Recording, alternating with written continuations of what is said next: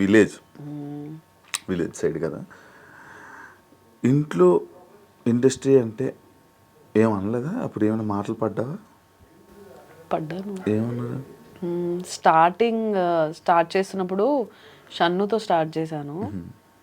ఒక్కటే short film కదా mummy, చేసేస్తాను, బాగుంది. అప్పుడు అందరు కవర్ సాంగ్స్ చేస్తున్న ట్రెండ్ అది. యాక్చువల్లీ సాంగ్ అనుకున్నాము, అనుకోకుండా అది సిరీస్ చేయాల్సి వచ్చింది. ఒక ఎపిసోడే చేసిన తర్వాత ఓకే, అది అయిపోయిన తర్వాత మళ్ళీ పిలిచారు. టమాటాతో చేసా అప్పుడు, షన్ను టమాటాలో ఉన్నప్పుడు. సో మళ్ళీ పక్కింటి కుర్రాడు ఛానల్కి పిలిచారు.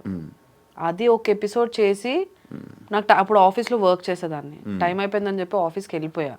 ఫస్ట్ ఎపిసోడ్ చాలా ట్రెండింగ్ అయిపోయింది. అప్పట్లో ఇన్స్టాలో కొన్ని పేజెస్లో వీడియో కట్స్ వెళ్ళడం చాలా రేర్. ఆ వీడియో బాగా వైరల్ అయింది అనమాట.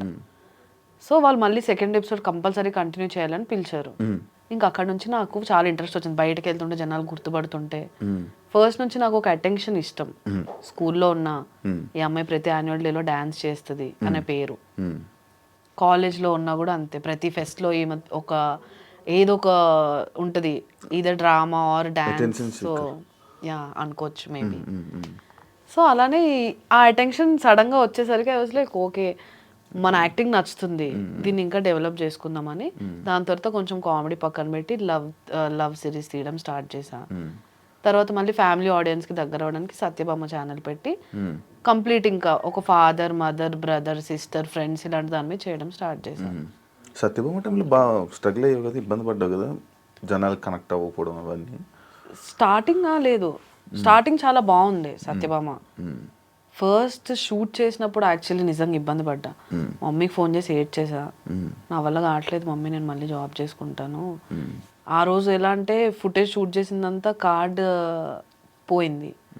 ఆఫీస్కి వచ్చేసరి తీసిన వరకైనా ఎడిట్ చేసి అసలు ఏంటి చూద్దామని చెప్తే కరెంట్ పోయింది. డబ్బింగ్ స్టూడియోకి వెళ్తే ఇంజనీర్ లేడు.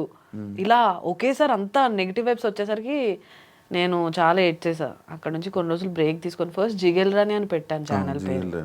అది కలిసి రాలేదు, సత్యభామ పెట్టాను. జిగేల్ 4-5 years బ్యాక్ కదా, 5 years 6 years 2018 6 years బ్యాక్. నేను అప్పుడు నిన్ను ఫస్ట్ మనం ఇంటర్వ్యూ చేసాను. నేను కొత్త అప్పుడప్పుడే వస్తున్నా పువ్వు, నేను అప్పుడే వచ్చాను జస్ట్. అప్పటికి చాలా చేసావు మంచిగా వైరల్. అవును, చాలా షార్ట్ ఫిల్మ్స్ చేశాను. ఇంకా ఇంట్లో మా అమ్మమ్మ వాళ్ళు ఎలా అంటే ఏదో ఒక ఉద్యోగం చేసుకుంటే ఆ 20-30 వేలు జీతం ఉన్నా కానీ బాగుండేది చెప్పుకోవడానికి, ఎందుకు ఇదన్నీ మనకు అవసరమా, ఎవ్వరు లేరు మన ఫ్యామిలీలో ఈ ఫీల్డ్లోకి, అమ్మాయిని ఎందుకు పంపించడం, ఇలా అనేవాళ్ళు. సరే నేను చేస్తున్నావు చూడండి, చూసిన తర్వాత మాట్లాడండి అని చెప్పాను. చేస్తున్నామని ఓకే. ఇంకా మెల్లమెల్లగా మా మమ్మీకి, మా మావయ్యకి, వీళ్ళందరికీ ఒక ఇంట్రెస్ట్ అనమాట. ఒక వీక్ నా వీడియో రాకపోతే ఏమైంది, ఎందుకు వీడియో రావట్లేదు అని అడిగేదాకా వచ్చేసారు. సో అప్పుడు ఓకే ఇంకా మనం చెయ్యొచ్చు అని చెప్పి మెల్లగా మూవీస్లోకి వచ్చాను. సో అలా అలా ఇప్పుడు ఏం అనడం మానేశారు. మా డాడీ బిగ్గెస్ట్ సపోర్ట్ ఫస్ట్ నుంచి, దానికి నచ్చింది చేయని. ఏం చేస్తుంటారు అమ్మా నాన్న? మమ్మీ పంచాయతీరాజ్ సెక్రటరీ ఊర్లోనే, డాడీ బిజినెస్ ఇక్కడే హైదరాబాద్. డాడీ ఇక్కడ ఉంటారు, అమ్మ అక్కడ ఉంటుందా? Daddy up and down, mummy దగ్గర మా దగ్గర తిరుగుతూ ఉంటారు. మమ్మీ ఊర్లోనే. ఇంకా చెల్లి నాతోనే ఉంటుంది, జాబ్ చేస్తుంది. జాబా? మీ ఇండస్ట్రీకి తీసుకుని వస్తావు ఏంటి? నో, ఏ వద్దులే, ఒకరు ఉన్నాం. కాదు దానికి ఇంట్రెస్ట్ లేదు. ఓకే, అలానా? ఆల్రెడీ నేను దాన్ని నా లాక్డౌన్ లో చేసిన వీడియోస్ ఫోన్ లోనే షూట్ చేసేసేదాన్ని. అప్పుడు దాన్ని ఆల్రెడీ పెట్టుకున్నా, విసిగిపోయేది. నన్ను ఎందుకు పెడతావు, నాకు డబ్బింగ్ ఇవన్నీ చిరాకు అని. ఇప్పుడు నేను చేసే ఇంట్లో ఏ బ్రాండ్స్ ఏం చేసినా 90% మా చెల్లె షూట్ చేస్తుంది. ఇలా బట్టలు వేసుకో, అలా తిరుగు, హెయిర్ మంచిగా చూసుకో, అన్ని సజెషన్స్ ఇస్తుంది. బట్ ఆమె కెమెరా ముందుకు రావడం అంత ఇంట్రెస్ట్ లేదు. వెనుకుండి చాలా సపోర్ట్ చేస్తుంది. కానీ కెమెరా బ్యాక్ సైడ్ లైక్ మా కెమెరామ్యాన్ కాదు. ఇప్పుడు నార్మల్గా ఇన్ఫ్లుయెన్సర్స్, ఇప్పుడు నేను ఇన్ఫ్లుయెన్సర్ అనాలా ఏమనాలి? ఆర్టిస్ట్. సిచ్యువేషన్ బట్టి character, situational influencer but artist. కానీ నేను ఇన్ఫ్లుయెన్సర్గా చూస్తారు కదా. అదే ఈ 2 years నాకు చెప్పా కదా, చాలాసార్లు అనుకున్నా కానీ ఇంకా ఏదో ఒక రోజు మారదామని.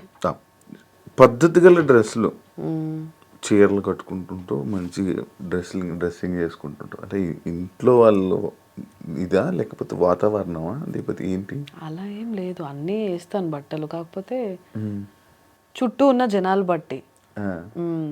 ఇప్పుడు ఇప్పుడు ఇక్కడ నేను ఇష్టం వచ్చినట్టు ఇలా వేస్తాను చిన్నవి కూడా బట్టలు, బట్ ఇక్కడ వేసుకొని తిరగలేను. చిన్నవంటే ఇక్కడ వరకు ఒక స్కర్ట్స్, ఫ్రాక్స్ అలాంటివి వేస్తా. టూ మచ్ రివీలింగ్ నాకు అన్కంఫర్టబులే. సో ఇంట్లో మమ్మీ కూడా స్ట్రిక్ట్ ఫస్ట్ నుంచి. ఫ్రాక్స్ వేయడానికి చాలా ఒప్పించాల్సి వచ్చింది. అవన్నీ ఇప్పుడు ఎలా అంటే కొంచెం గోవాకి వెళ్ళినప్పుడు మోస్ట్లీ ఒక 8-9 సార్లు వెళ్ళాను గోవా. అక్కడికి వెళ్ళినప్పుడు ఓకే అమ్మ నన్ను ఇంకెవరు చూడరు, ఫస్ట్ 10 మంది అమ్మాయిలు ఇంకా బాగుంటారు కాబట్టి నన్ను ఎవరు చూడరు, కంఫర్టబుల్ గా తిరగచ్చు అనేది లేదు ఉంటుంది. బాగానే ఉంటావు నువ్వు కూడా.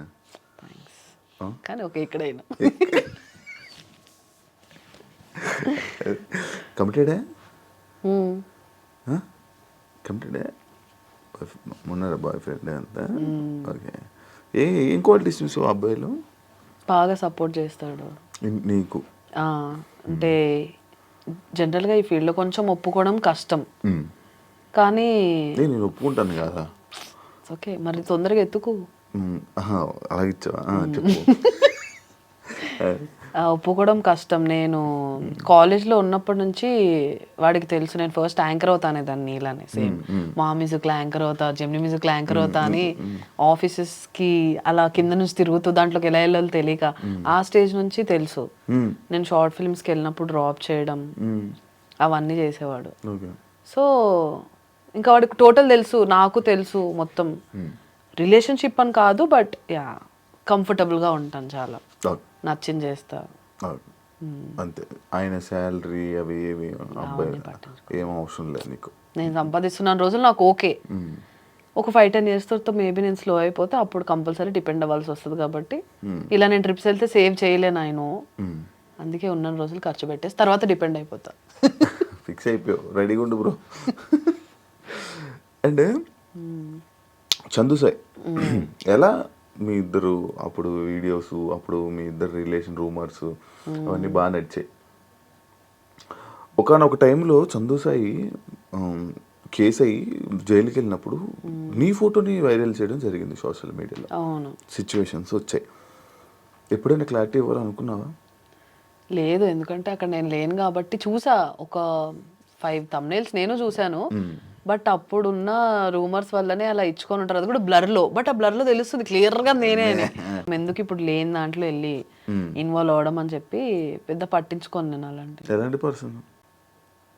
మంచోడే, క్లోజ్గా ఉన్న వాళ్ళ దగ్గర. అంటే పని ఉంటే కాల్ చేసి మాట్లాడి, ఎవరు పర్సన్ బట్టి బిహేవ్ చేస్తాడు బేసిక్, అంతే. లైక్ రీసెంట్ ప్రసాద్ బెహ్రాతో ఇప్పుడు యాక్ట్ చేసావా? ప్రసాద్ బెహ్రాతో యాక్ట్ చేయలేదు, but Prasad Behra was my colleague టమాటాలో. రీసెంట్గా ఒక ఇష్యూ జరిగింది, అమ్మాయిలు షూటింగ్స్ లొకేషన్స్లో ఇలా చెప్పి, అలాంటి పర్సనా? ఆయన సరదా మనిషి అని నాకు తెలుసు, బట్ అదంతా సీరియస్ వెళ్ళే వరకు ఎందుకైందో అని మేము కూడా అనుకున్నాము. బట్ ఓకే, ఇంకా మాట్లాడావా ప్రసాద్? మాట్లాడ అంత క్లోజ్ కూడా కాదు. ఓకే. కమిటీ కూరలు చూసాక కాల్ చేశాను, చాలా బాగుంది యాక్టింగ్ అదంతా. ఇలాంటి సిచ్యువేషన్ చేయలే? అలా నేను అలాంటి వాటికి కాల్